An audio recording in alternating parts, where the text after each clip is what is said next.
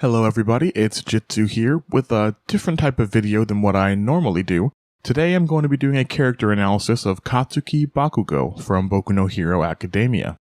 But before I hop in, I just want to give a shout out to my new subscribers, a big thank you to everyone who got me past 200.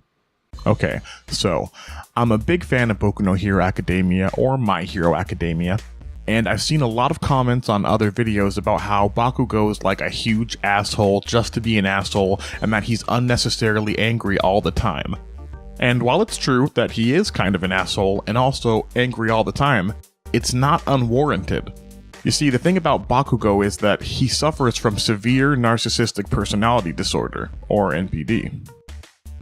The defining characteristic of NPD is an exaggerated sense of self-importance, and that's the one I'm going to be focused on today, and you can take a look at the list of symptoms and see that Bakugo falls into quite a few other categories as well. So, right out of the gate, we see that Bakugo does indeed have an exaggerated sense of self-importance.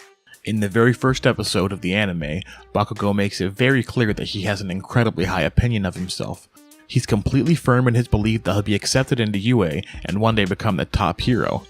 He's not unlike a child or young teenager that has big dreams of making it big in Hollywood or in a band or something, except Bakugo's conviction in his own superiority is 100% solid. Even in middle school, he expects to be regarded higher than his classmates because he believes that he's inherently better than them. This is why he looks so defeated after he was captured by the slime villain.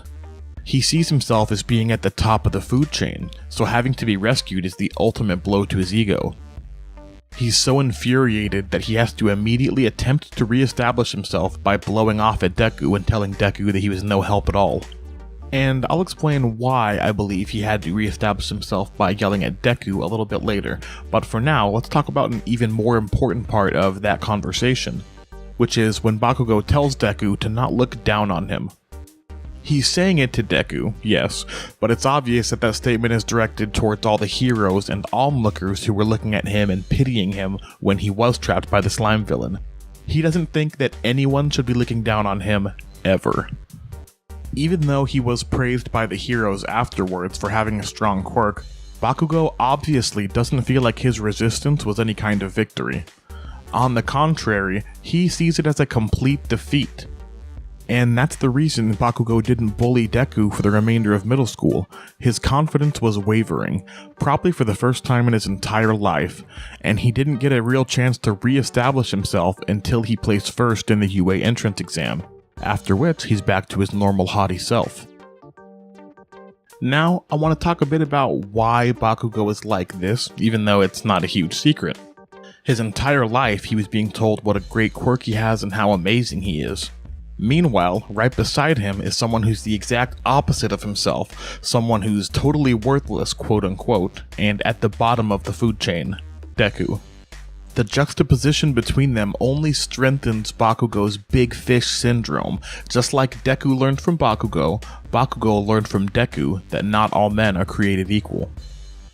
This is why in the Heroes vs. Villains training, Bakugo is dead set on defeating Deku.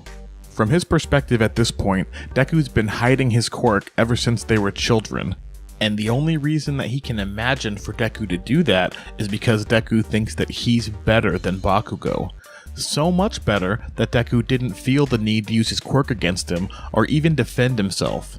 He feels like Deku was internally mocking him for his entire life. One scene in particular that this information can be gleaned from is when Deku tells Bakugo that he's no longer afraid of him. Just look at Bakugo's anger-fueled facial contortion before he mentally reassures himself. Also, the majority of their fight, Bakugo's egging Deku on to use One for All, because if Bakugo doesn't defeat Deku while he's using his quirk, Bakugo won't have proved to himself that he really is superior. The last scene I'll mention that assures us of this is when Bakugo angrily asks if Deku's been underestimating him since they were children. Deku tells him the truth, that he wants to defeat Bakugo because he thinks Bakugo is amazing, and this only makes Bakugo more angry, because he still thinks Deku is making fun of him, which is only further perpetuated when Deku wins, essentially by ignoring him. And this leads to his almost breakdown, in which his fear that Deku really is stronger than him begins to surface. He is actually hyperventilating. and for the rest of the day he's shaking from the shock of his defeat. Because that defeat was the worst possible type, it was to someone who was supposed to be the ultimate reminder of Bakugo's superiority. So basically what I'm trying to say is Bakugo is not unnecessarily angry. He has his own reasons that I would say are justified given the circumstances, and overall I think it makes him a pretty interesting character to delve into. I hope you guys enjoyed this video. Let me know what you think of Bakugo in the comments down below. Hopefully I'll be making more videos like this in the future, so if you want to catch those when they're released, subscribe to my channel and join in on the fun. Thanks for watching, and you'll be hearing my voice again very soon.